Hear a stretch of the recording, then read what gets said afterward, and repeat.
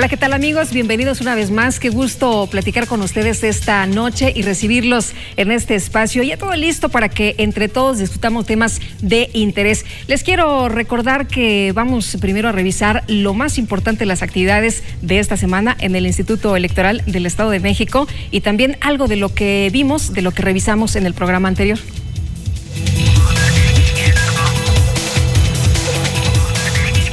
El Consejo General del Instituto Electoral del Estado de México aprobó analizar 5 asuntos de carácter administrativo que serán discutidos en la próxima sesión del órgano superior de dirección del instituto, para posibilitar un análisis más exhaustivo y profundo de los mismos.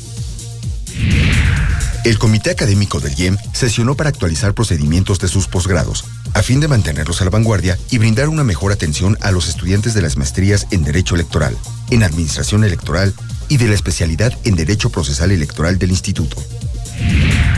El IEM realizó la trituración de papelería en desuso de la Dirección del Servicio Electoral Profesional, la cual se sumará al destino que se le dé a la documentación en desuso del proceso electoral de 2012. Ante la transmisión del programa de radio por internet del IEM, Detrás de tu voto hay buenas noticias, el Contralor General del Instituto, Ruperto Retana, habló de la importancia de la autonomía de gestión de la Contraloría para el cumplimiento de sus responsabilidades.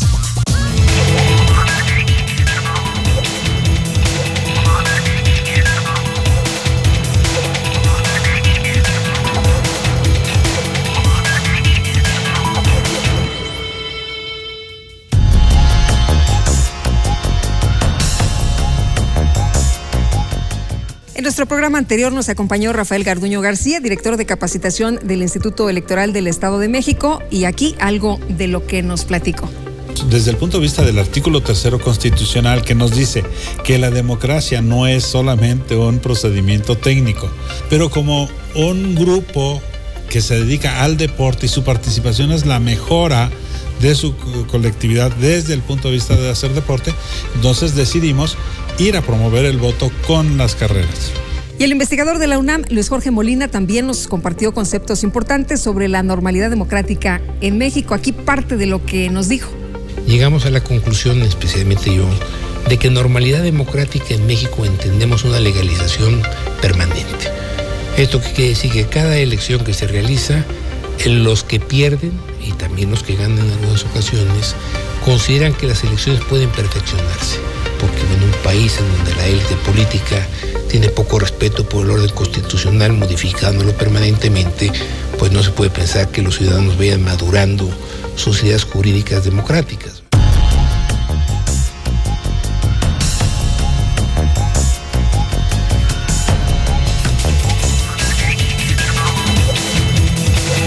Bueno, y como este programa es entre todos, vamos a escuchar las distintas voces esta noche.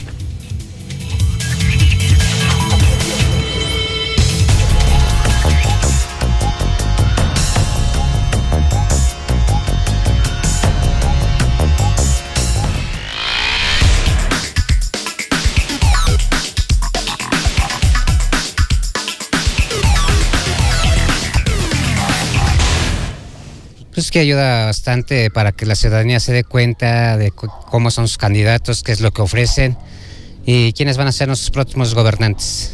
Que es muy importante, ya que a nosotros nos mantienen informados de lo que está sucediendo, de cómo van a manejar el municipio, el país, los candidatos. La ley en materia de regulación de las campañas debería disminuir sus costos, sus gastos, y darles menos tiempo para que no nos saturaran tanto en ese sentido. Esa es mi opinión. Pues que fue un abuso de tiempo, ¿no? Nos atacaron a la ciudadanía de manera exagerada, ¿no? Pues yo sí tengo una opinión muy personal, estoy en contra del gasto excesivo, de las campañas, eso sí, que quede bien claro. Sobre lo demás, pues difundirlo a través de radio y televisión, estoy muy de acuerdo, pero sí reducir gastos, porque los niños se están muriendo de hambre y lo necesita el pueblo.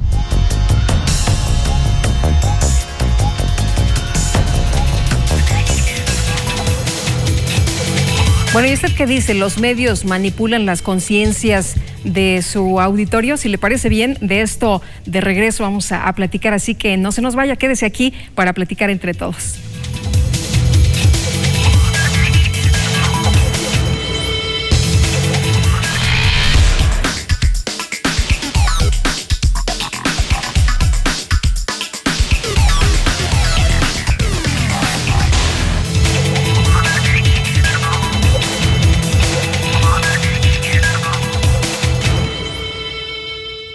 Más allá de las elecciones, en el Instituto Electoral del Estado de México seguimos trabajando para formar mejores ciudadanos, desarrollando actividades para promover y difundir la cultura política democrática y la educación cívica, a través de cursos, talleres, conferencias, consulta y publicación de libros, atención a partidos políticos, jornadas cívicas para la promoción de valores y derechos humanos, sesiones de Consejo General y de comisiones, impartición de las maestrías en Administración y Derecho Electoral, y ahora de la especialidad en Derecho Procesal Electoral. IEM, Instituto Electoral del Estado de México. Haz lo tuyo.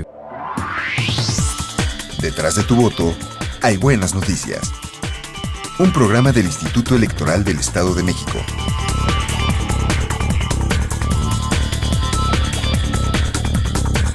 Síguenos a través de www.ieem.org.mx todos los miércoles a las 12 horas. IEM, Instituto Electoral del Estado de México. Haz lo tuyo.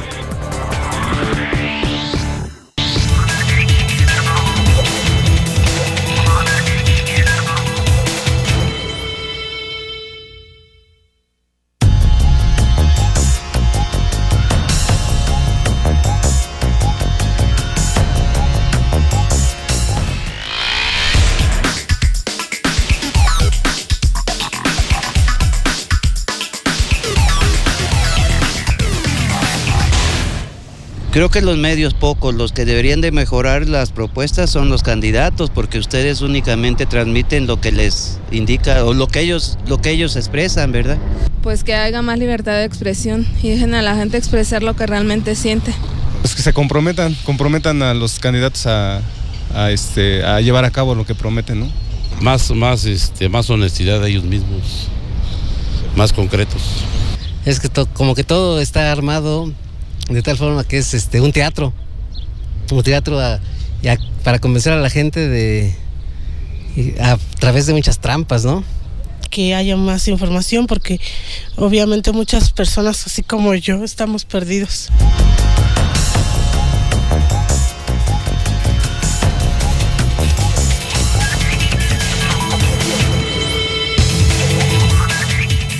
Y bueno, tengo conmigo un libro del Instituto Electoral del Estado de México que se llama La política de los medios, inflación de expectativas y autodescripciones del sistema, cuyo autor es Juan Golfán Cruz Rivero. Él es director del Departamento de Derecho y Relaciones Internacionales del ITESP Campus Estado de México, a quien agradezco que esté con nosotros en esta ocasión. Doctor, qué gusto verte. Muchas gracias por platicar con nosotros de este tema tan importante.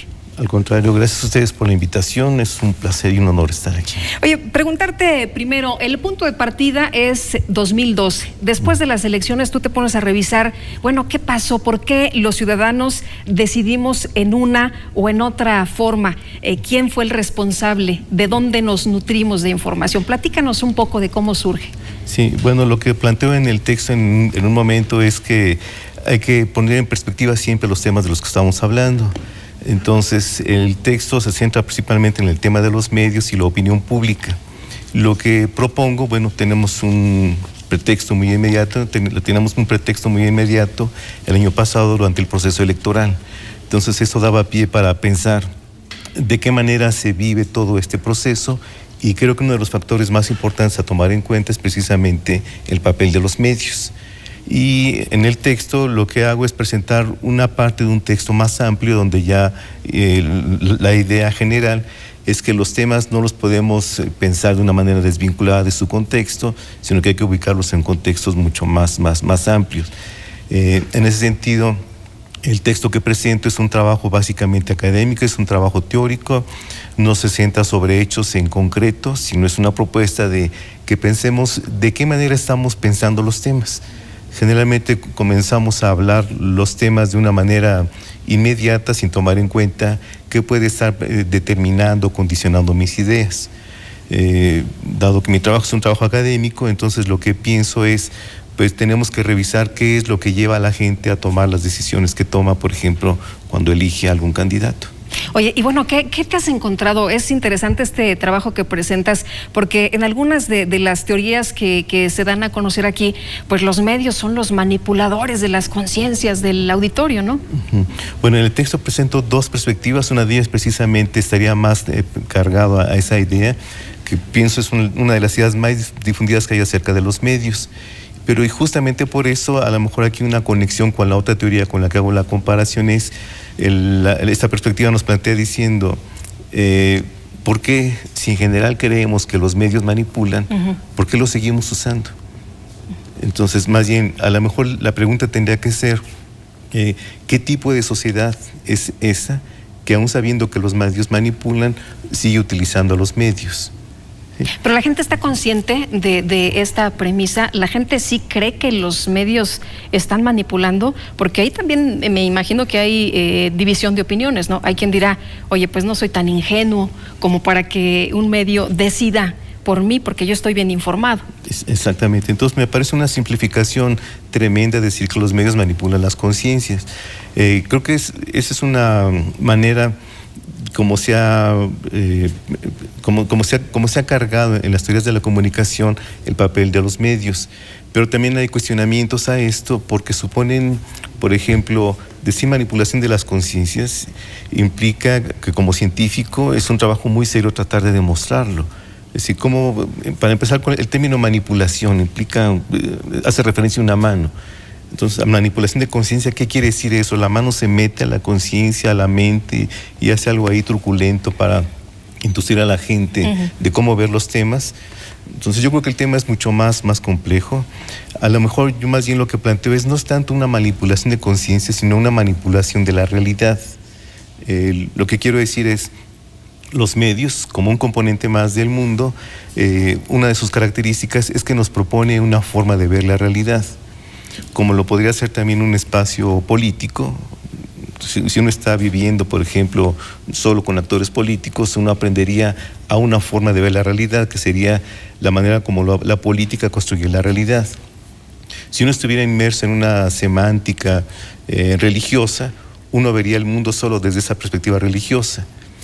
Lo mismo hacen los medios también construyen un tipo especial de realidad. Construyen una realidad para que yo opine con base en eso que ellos están diciendo, es decir, ellos ponen la agenda para que yo después hable del tema como ellos quieren. Bueno, como científico diría que es un poco arriesgado decir que el medio precisamente está buscando esto, porque más bien lo que tenemos que ver también es ¿y qué lleva al medio a hacer esto? Es decir, lo que quiero decir es que inclusive detrás del medio hay una fuerza todavía mucho más poderosa, por decirlo así, y que es la comunicación. Si lo que los medios van a estar planteando y comunicando es precisamente lo que la misma sociedad necesita que se comunique. Entonces, yo no creo que sea tanto el medio con toda la intención de manipular a la gente, aunque puede darse, pero más bien habría que ver ¿cuál es el mensaje de comunicación? ¿Cuál es el contexto de comunicación que lleva al medio a dar esa forma de comunicación? Ahora, en esta sociedad, ¿cómo defines tú al ciudadano? ¿Cómo defines tú la opinión pública en un contexto moderno en el que también tenemos otros medios, ¿no? Está el Twitter, está el Facebook, en fin.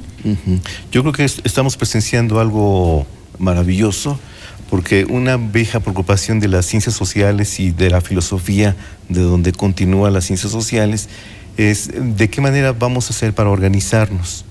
¿Sí? Si nos remontamos a los orígenes de la sociedad, veríamos que las primeras comunidades se reunían y físicamente llegaban a acuerdos para trazar qué tipo de sociedad querían. Pero a medida que la sociedad ha ido creciendo, pues esto va complicando de qué manera vamos a reunirnos para poder llegar a acuerdos. Entonces, desde hace siglos podríamos decir que estamos con esa búsqueda, la búsqueda de un lugar común. En nuestros días, dado al desarrollo tecnológico, contamos, creo, ahora con esa posibilidad de tener ese lugar común.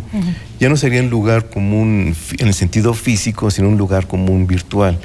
Entonces, justamente el desarrollo de estas redes sociales y su tecnología están haciendo viable la construcción de espacios públicos. Sí, porque ya a lo mejor si tú dices un medio no me satisface, un medio ya no me gusta, yo siento que están a lo mejor trabajando para sus propios intereses. Bueno, el Internet, el Facebook, el Twitter son inmediatos y bueno, no tienen regulación, ¿no? Ahí tú puedes decir lo que tú quieras. Así es, eso por un lado, y además está permitiendo el intercambio precisamente de información.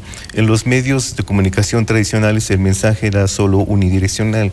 Y las redes lo que están abriendo es la posibilidad del intercambio de información, de ideas, de mensajes. Y hemos visto, por ejemplo, varios movimientos sociales, no solo en México, sino en el planeta en general, que están siendo posibles desarrollarse justamente por la presencia y papel de estos medios tecnológicos. La Primavera Árabe, el Occupy, el 132, en fin, varios, ¿no? Así es. Aunque después se les ha criticado, pero bueno, pues han sido a causa de estos movimientos. Al menos la idea original, la tecnología está siendo propicio este tipo de movimientos. Movimientos que precisamente vendrían a mostrar la gran tarea pendiente que tenemos como sociedad, que sería la sociedad democrática conformada por individuos que podrían adquirir el rasgo de ser ciudadanos. ¿Sí? Pero para poder llegar a ser ciudadanos se requiere entonces que tengan ya dentro de sí la mentalidad de que lo vean como algo natural, el poder exigir cuentas a sus gobernantes, el poder saberse también con la responsabilidad de constituir a su sociedad. Entonces, si hablamos de ciudadanos, tendríamos que revisar si en las comunicaciones de los sujetos está precisamente esto, el interés por participar en la construcción de su sociedad y también ver ya como algo natural el exigir cuentas de lo que hacen los gobernantes precisamente con los recursos públicos. Tú planteas también dentro de estas teorías que los medios de comunicación en algunas ocasiones dan información, pero la información no necesariamente es algo positivo, ¿no? Sino que fomentan la ignorancia. ¿De quién surge esto? ¿Cómo surge esto? Bueno, tiene que ver con qué es lo que hace posible que un medio visto como sistema se mantenga. Y bueno, para que se mantenga un medio como cualquier otro sistema tiene que crear las condiciones de su necesidad. Por ejemplo, visto desde una perspectiva religiosa, a lo mejor podría decirse, es una hipótesis, un sistema religioso, pensando en judeocristianismo, para que funcione necesita inculcar el principio de culpabilidad. Entonces, una vez que se admite esto, entonces hace posible la reproducción de ese sistema religioso.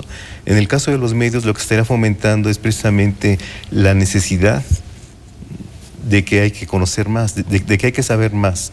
Y en cierta forma el medio está cubriendo esa necesidad en la medida que provee de información a las personas. Tenemos que estar más informados para no regresar a estos gobiernos autoritarios como lo planteas. ¿Es una necesidad, es algo vital?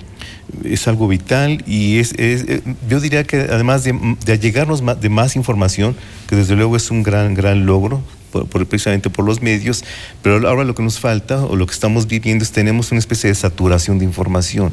Lo que nos falta, creo ahora, es tener espacios o momentos para poder reflexionar sobre esa información. Creo que el problema a lo mejor ya no es tanto la información, al menos en nuestro contexto. Puede ser en nuestros contextos, sí, pensando por ejemplo en el caso de Corea del Norte, donde hay fuertes restricciones de la información, pero pensando en el siguiente paso, pues lo que sigue es, además de la información, es ahora aprender a discriminarla, a seleccionar la que me ayude a tomar las mejores decisiones. Lo que nos sirva, ¿no? Lo que nos sirva. Ahora, hablas de la información rápida y de la como comida rápida, es como algo desechable, algo que nos están dando que en realidad pues no nos alimenta, ¿no? Sí, hay una especie de paralelismo, ¿no? Entre el fast food, también hay una especie de necesidad de saber rápido y los medios están haciendo cargo de esto, pues para bien o para mal, pero se entiende también que dadas las condiciones en cómo nos hemos organizado como sociedad, es que las cosas se estén dando así. Sí, a lo mejor un medio funciona de la manera como lo hace, pues precisamente porque el contexto lo está induciendo a que opere de esa manera. La ciudadanía que pues siempre participa y que en este programa es una parte muy importante, es clave. De hecho, el programa se llama Entre Todos. Si te acuerdas de algunas de las menciones que hicieron, algunas de las referencias, decía la gente, bueno, estamos hartos de esta espotización que tuvimos, no nos dejó nada, decía una de las personas que entrevistaron mis compañeros. Pues yo la verdad me siento perdida por esta información. ¿Cómo ves? Yo creo que en parte tienen razón. Yo creo que, como mencionaban en algunos de los entrevistados, hay esta saturación de información. Y cuando los escuchaba yo pensaba, a lo mejor además de esta saturación de información, tendríamos que revisar la calidad de la información o la calidad de los discursos políticos. Me parece que suelen estar muy acartonados. me parece que no se ha dado el paso definitivo para que la vida política tenga una mejor calidad. Doctor, ¿qué podemos hacer para no pensar que los medios son especie de vampiro que nos quiere quitar nuestros deseos, como en las películas, ¿no? Que nos quiere borrar las intenciones de informarnos, de ser mejores ciudadanos, más participativos? ¿Cómo le hacemos? Bueno, de entrada es una idea que sí, no creo del todo de que sea posible hacer esto, pero creo que lo que sí podemos hacer es no basarnos en un solo medio. Por fortuna podemos consultar distintos medios, ahora no solamente medios nacionales, sino también internacionales para ayudarnos a tener una perspectiva global. Entonces creo que la idea principal es esa, no centrarse en un medio, y pensaría que a lo mejor cuando uno se centra en un medio es como si hubiera una especie de trama narcisista. Busco el medio que me va a dar la información que yo quiero, porque va a recrear mis expectativas, mis temores, mis fantasías que pueda tener. Creo que para salir de eso hace falta precisamente revisar siempre distintos enfoques, distintas fuentes de información. Decías tú algo muy importante, siempre, a pesar de que se habla de la manipulación, recurrimos o regresamos a informarnos a los medios. ¿Por qué?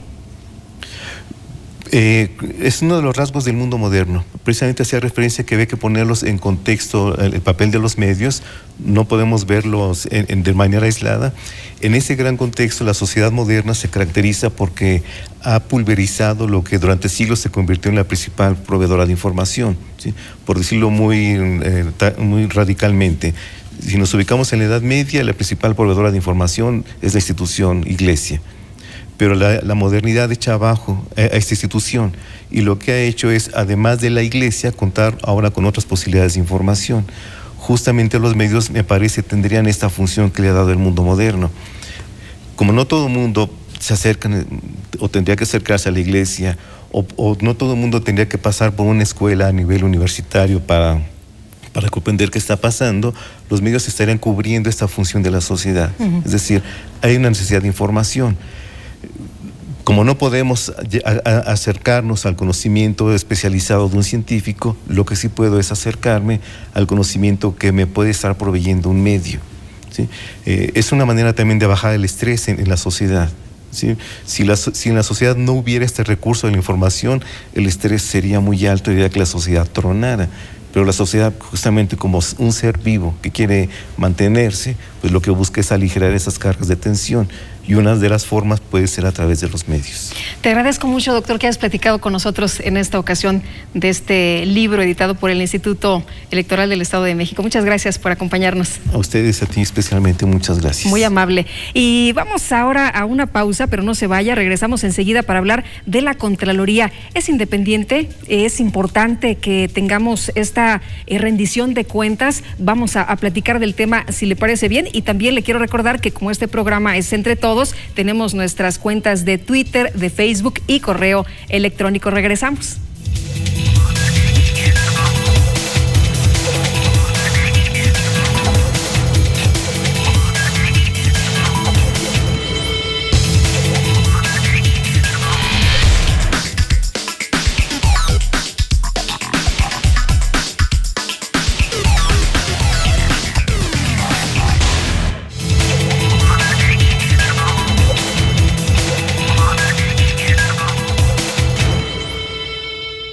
Más allá de las elecciones, en el Instituto Electoral del Estado de México seguimos trabajando para formar mejores ciudadanos, desarrollando actividades para promover y difundir la cultura política democrática y la educación cívica, a través de cursos, talleres, conferencias, consulta y publicación de libros, atención a partidos políticos, jornadas cívicas para la promoción de valores y derechos humanos, sesiones de Consejo General y de comisiones, impartición de las maestrías en Administración y Derecho Electoral, y ahora de la especialidad en Derecho Procesal Electoral. IEM, Instituto Electoral del Estado de México. Haz lo tuyo.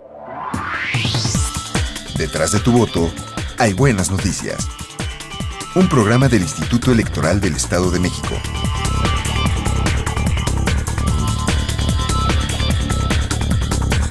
Síguenos a través de www.ieem.org.mx todos los miércoles a las 12 horas. IEM, Instituto Electoral del Estado de México. Haz lo tuyo.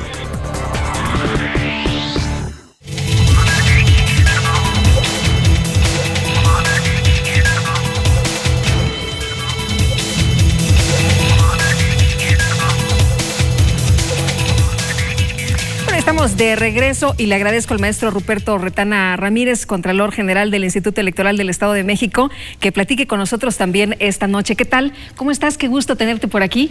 El gusto es mío, Lupita. Yo encantado de estar en este programa del IEM para comunicarnos con la ciudadanía y bueno, que tengamos una conducción de primera. Muchísimas gracias. Oye, pero aparte un asunto bien interesante el que hace la Contraloría, porque al final de cuentas no es un asunto que no le importe a quienes nos están viendo, es más, es estrechamente relacionado porque es el dinero del pueblo, ¿no? Exactamente. Lo que hace la Contraloría General del Instituto, como todas las Contralorías del país, es justamente garantizar que el dinero público que manejan las instituciones, en este caso el Instituto Electoral del Estado de México, se maneje de una manera adecuada, es decir, se maneje de acuerdo a lo que ha sido programado por el propio instituto a través de los acuerdos del Consejo General, a través de la normatividad existente y que efectivamente se cumpla con los objetivos a los cuales se destina el recurso que maneja el Instituto Electoral del Estado de México, que como todos sabemos, en proceso electoral se eleva notablemente los recursos que maneja la institución. En no proceso electoral, como en este año, los recursos que maneja el instituto pues bajan notablemente. En esta ocasión, el presupuesto que fiscaliza la Contraloría General es de 487.323.000 pesos. Y la otra parte, que es la prerrogativa a los partidos políticos, que rondan los 279 millones de pesos, los fiscaliza el órgano técnico de fiscalización del instituto. Es decir, lo que fiscalizamos como Contraloría es fundamentalmente el recurso que maneja el instituto, no así el recurso que se entrega a los partidos políticos como prerrogativa. Pero fundamentalmente es garantizar que se maneje correctamente el recurso público que maneja el IEM. Ahora, no siempre fue así. Hemos tenido amargas experiencias, pero yo quiero decirte que la Contraloría del IEM surge poco después de que el propio instituto es creado en 1996. La Contraloría General, que no se llamaba entonces Contraloría General, sino Unidad de Contraloría Interna, surge hasta 1999. Es decir, el instituto no surge con una Contraloría, sino que ésta se crea 3 años después, y bueno, en condiciones difíciles, pero que poco a poco ha venido desarrollando su propia infraestructura, que poco a poco ha venido desarrollando una gran experiencia en la fiscalización y en el fincamiento de responsabilidades a los servidores que incumplen con alguna de las normas que están obligados a respetar, y que por otro lado la normatividad del instituto ha venido mejorándose paulatinamente y que estamos en un proceso de mejora constante en la Contraloría General, porque bueno, has de saber que es la primera Contraloría del país que se certifica bajo la norma ISO 9000-2008, es decir, que es una certificación internacional. Ya otras Contralorías del país han seguido el ejemplo del instituto y están ya acreditándose bajo estas normas de procedimientos avalados internacionalmente. ¿Cómo surge esta idea de que un organismo internacional venga y también revise, certifique lo que están haciendo? Bueno, surge justamente por el desarrollo de los procesos, de las actividades que desempeña la Contraloría General. Es decir, cuando consideramos que lo que hacemos en la Contraloría General, vaya, por decirlo muy rápidamente, está bien hecho, entonces ya podemos pasar a buscar acreditarnos bajo estas normas, porque de otra manera pues no podríamos acreditarnos. Entonces tenemos que desarrollar una serie de procedimientos bajo estos estándares, y una vez que tenemos ya estos procedimientos estandarizados, pues buscamos ser acreditados por un organismo internacional. ¿Trabajan realmente con independencia en la Contraloría? Vamos a decir que la autonomía y la independencia de la Contraloría General también ha venido siendo parte del desarrollo de la propia institución. Ya te comentaba que Primero tuvimos una unidad de Contraloría Interna, el titular era nombrado por el Consejo General. Ahora, como Contraloría General, su titular es nombrado por la legislatura, es decir, el titular tiene un mayor peso al ser electo por la legislatura. En este sentido adquiere mayor autonomía para tomar sus decisiones.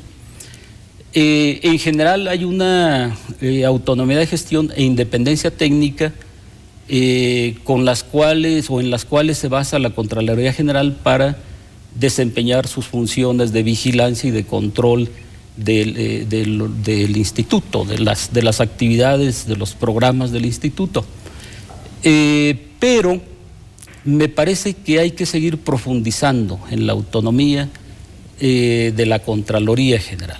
Hoy, por ejemplo, las resoluciones de la Contraloría General pasan a una comisión de vigilancia de las actividades administrativas y financieras, que es una comisión del Consejo General. Ahí se discuten las resoluciones con sanción o sin sanción, o aquellas sobre todo las que llevan sanción, se discuten en esta comisión de vigilancia.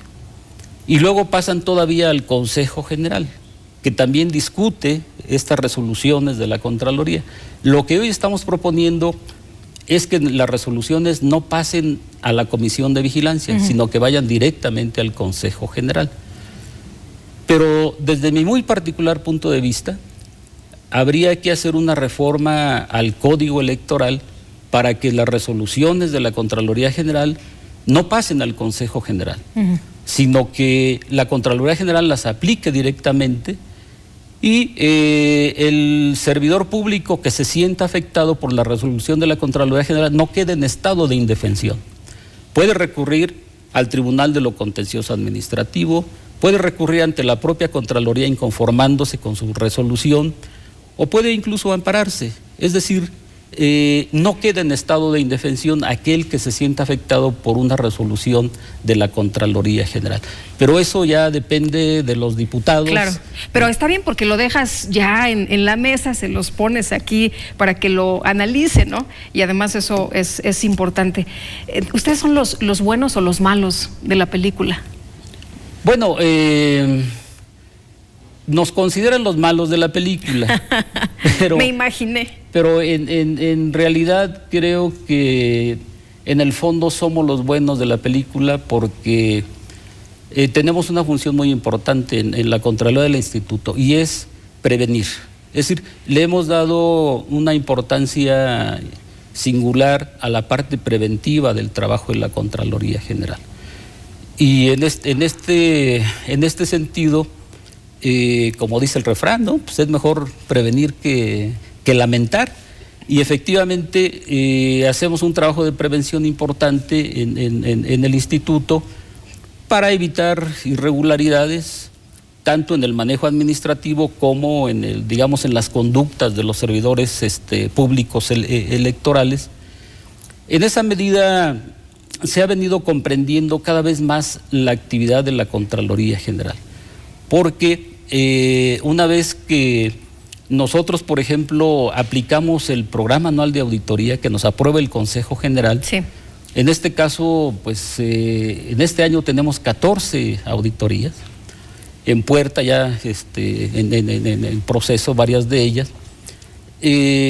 Ayudamos mucho a las distintas áreas del instituto a detectar en dónde están sus errores y sobre todo para hacer propuestas de mejora en la administración del instituto. Y esta es una de las ventajas de una Contraloría preventiva, que previene riesgos, que está cerca de las áreas para que no se cometan errores o irregularidades, y que bueno, en caso de que sucedan, pues está la parte sancionadora, ¿no? Entonces ya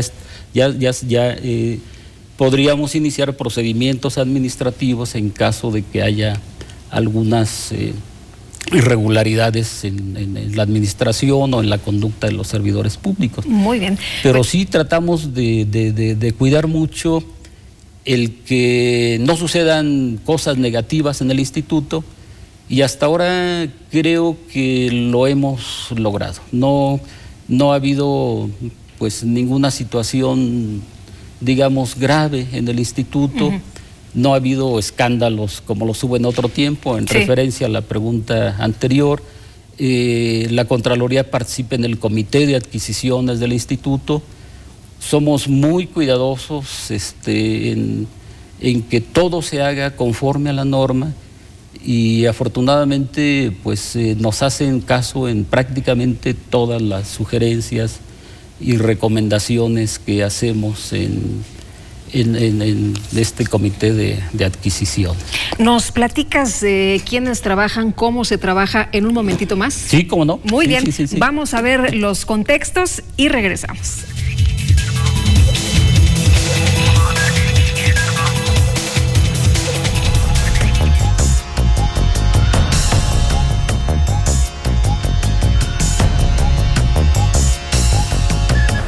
El Instituto Electoral del Estado de México, a través del Centro de Formación y Documentación Electoral, tiene como objetivo, entre otros, fomentar y difundir los valores de la cultura política democrática a lo largo de las distintas regiones del Estado.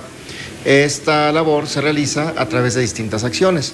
Una de ellas es la labor editorial que este instituto lleva a cabo todos los años y en donde salen cotidianamente un conjunto de títulos que van alimentando el acervo que tenemos y al mismo tiempo van alimentando las necesidades de investigación y de nueva comprensión sobre los procesos electorales que tenemos en el Estado. En este caso, les quiero presentar este libro que editó el Centro de Documentación y Formación Electoral, que se llama La Contienda Electoral del Estado de México en 2011, Tendencias y Sorpresas. La autora es Marcela Bravo Aguja. La autora es profesora de tiempo completo en la Facultad de Ciencias Políticas y Sociales de la UNAM y además ha colaborado con el instituto en diversas actividades. En este caso, este texto que se realizó después de las elecciones de 2011 y que pasó por un proceso de dictaminación en el comité editorial, tiene, entre otros, distintos aspectos que nos llevan a un análisis sobre qué ocurrió en el proceso electoral de 2011. Como ustedes recuerdan, fue una elección, la elección de gobernador, la última elección de gobernador que tuvimos en el Estado. En este caso, la autora plantea distintos temas. La hegemonía, por ejemplo, del PRI en la historia electoral de la entidad, partidos y grupos de poder regionales, el contexto nacional y estatal en la contienda de 2011, elementos cruciales de la contienda, donde plantea los temas de la selección de candidatos en diversos partidos y en el PRI en particular, los temas de las campañas electorales que surgieron. También plantea un análisis de los resultados de la elección de 2011 y en ese análisis ubica lo que ella llama las sorpresas de la elección y lo que a final de cuentas ya se había podido saber de lo que iba a ocurrir en esa elección. Y finalmente hace un planteamiento sobre anexos estadísticos y un análisis de los mismos de lo que ocurrió en la elección de 2011. Este libro, como otros que este centro edita, están a disposición de todo el público interesado en la sede del Instituto Electoral del Estado de México. Estos textos no tienen costo y les invitamos a que acudan al centro de formación para adquirir estos libros de manera gratuita o también para hacer uso de las instalaciones del centro, en donde tenemos una biblioteca y donde tenemos diversas actividades que están relacionadas con la materia político-electoral.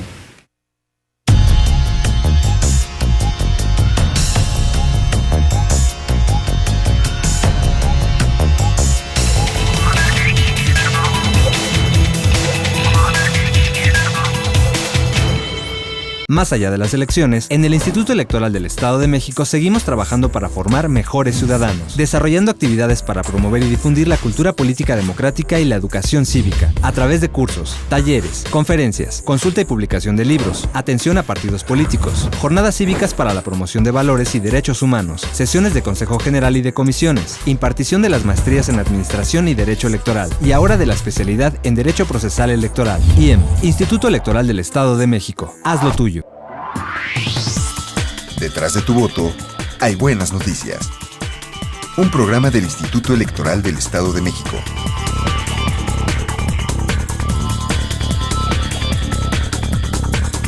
Síguenos a través de www.ieem.org.mx. Todos los miércoles a las 12 horas. IEM, Instituto Electoral del Estado de México. Haz lo tuyo.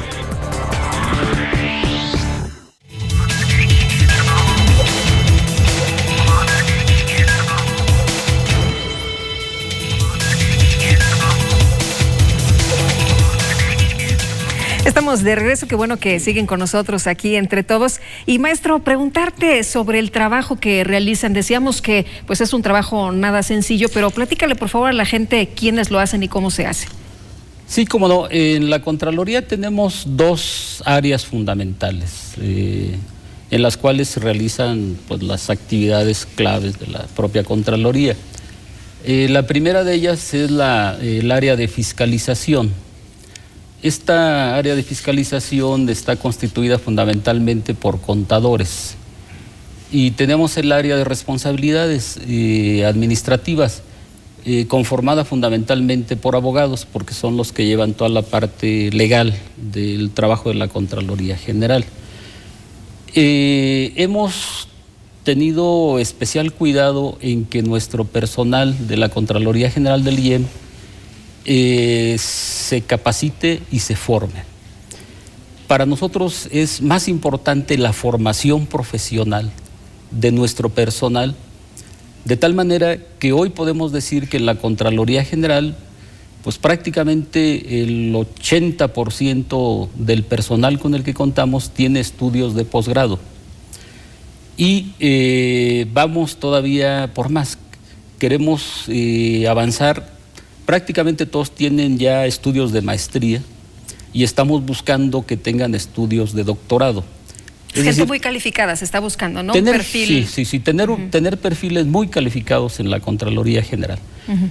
Esto hay que decirlo, ha sido producto de una buena política del IEM que la Contraloría ha sabido aprovechar, porque como todos sabemos en el IEM tenemos maestrías, tenemos la maestría en Derecho Electoral. En fin, tenemos un posgrado que forma a nuestro propio personal y también de fuera del instituto. Entonces hemos aprovechado muy bien estas maestrías y aparte hemos apoyado a nuestro personal para que se forme fuera del instituto. De tal manera que me parece que en la Contraloría General es en donde tenemos el personal mejor formado de todas las áreas del instituto. En general el instituto tiene buena formación, pero ha sido una política fundamental de la Contraloría General el formar a su personal. Entonces, ¿qué es lo que hace la primera área? El área de fiscalización. Bueno, fundamentalmente realizan auditorías a las distintas áreas del instituto.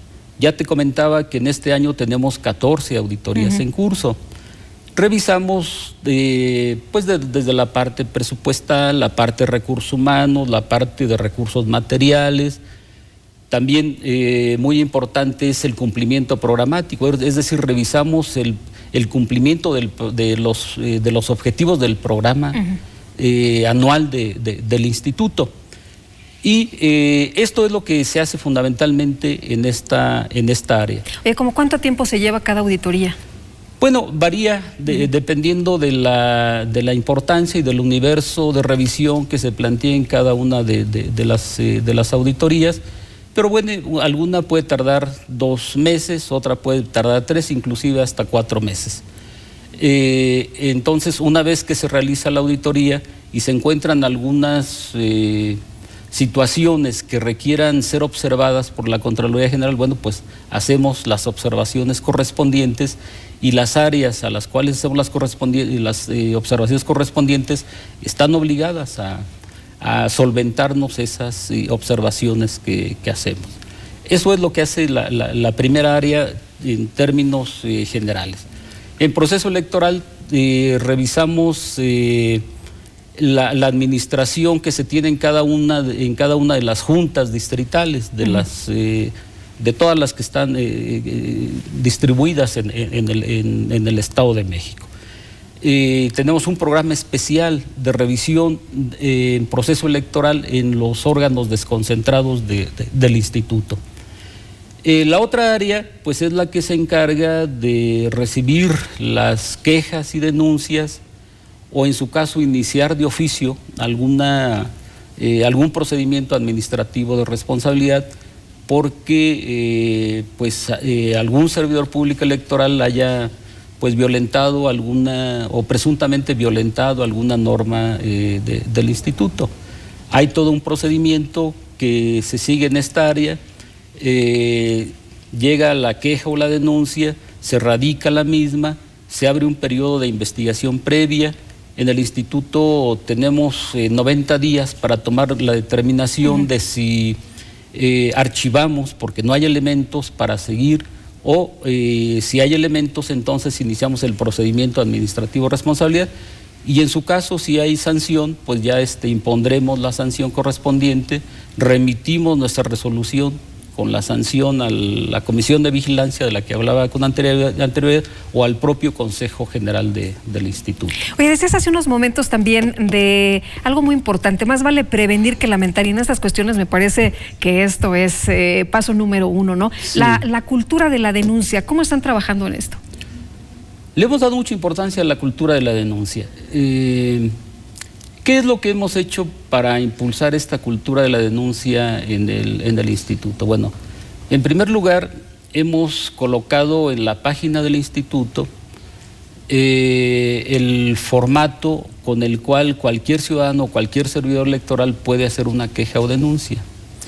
Puede bajarlo de la página del instituto y remitirlo a la Contraloría General, llevarlo a la Oficialía de Partes, firmarlo, y de esa manera nosotros facilitamos el que los servidores públicos o los ciudadanos puedan hacer alguna queja o denuncia contra algún servidor que consideren haya cometido alguna falta.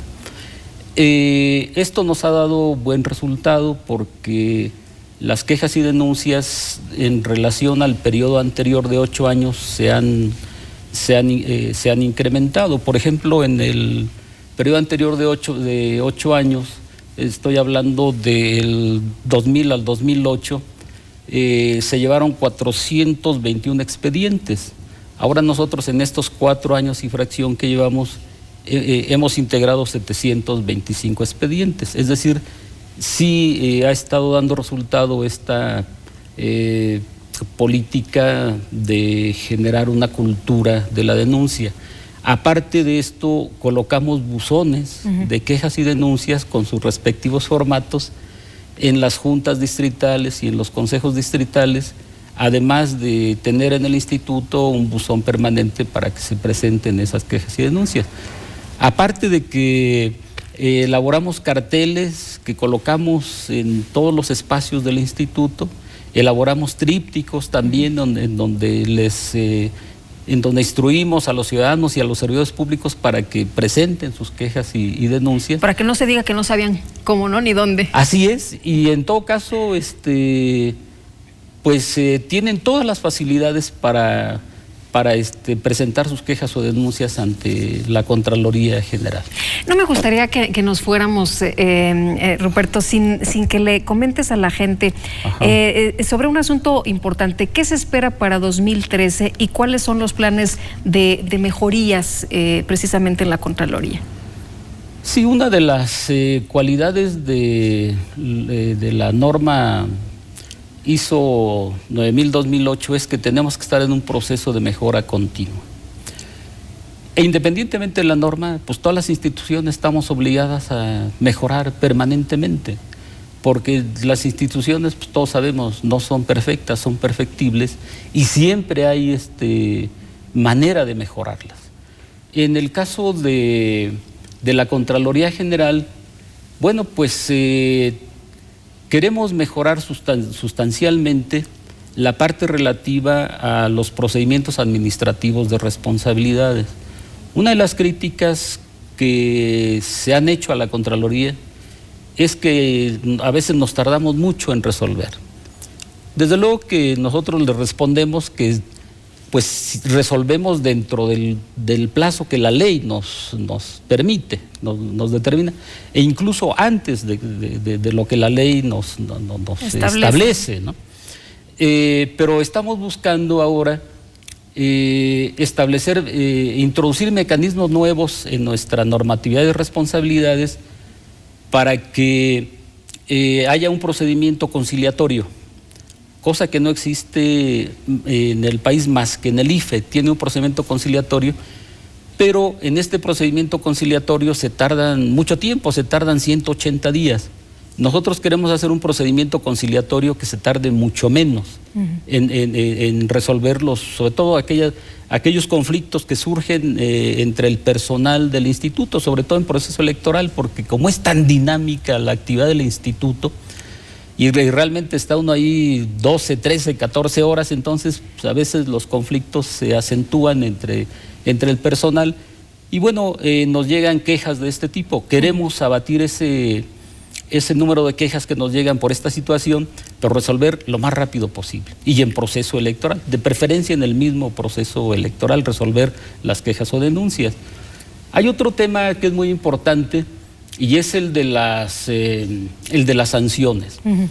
Como las resoluciones de la Contraloría pasan a la Comisión, bueno, pues ahí hay criterios diversos al del Contralor, porque algunos consideran que debe ser la máxima, otros que debe ser la mínima, y bueno, allí los criterios no son homogéneos. Y lo que estamos buscando ahora es que estos criterios sean mucho más homogéneos para poder establecer sanciones de manera más, si no más precisa, con criterios más definidos. Oye, independientemente de quién sea el sancionado, ustedes dicen, pues ni modo. Sí, independientemente de quién sea el sancionado. Aquí la justicia pues no tiene partidismos, no tiene amigos, no tiene preferencias. Y ese es quizá uno de los mayores problemas a los que se enfrenta el juzgador, ¿no? Desde luego que mucho menos obedece a presiones políticas. En el instituto participan los partidos políticos y pues la mayoría de ellos presiona cuando pues les conviene presionar. Claro. Y en ese caso el Contralor pues no puede estar sujeto a esas presiones. Claro, a nadie le gustan tus decisiones, ¿no? Obviamente. Obviamente. Oye, y ya para irnos, 2013, ¿cuáles son los planes para este año? Rápidamente antes de despedir el programa. Bueno, continuar con ahora la certificación, tener contadores certificados en nuestra área de fiscalización. Ya no solo la certificación de la norma, sino la certificación del Instituto Mexicano de Contadores Públicos, que es ahora, digamos, la parte en donde está poniendo mucho énfasis. Estamos modernizando la Contraloría General en la parte de declaración de situación patrimonial.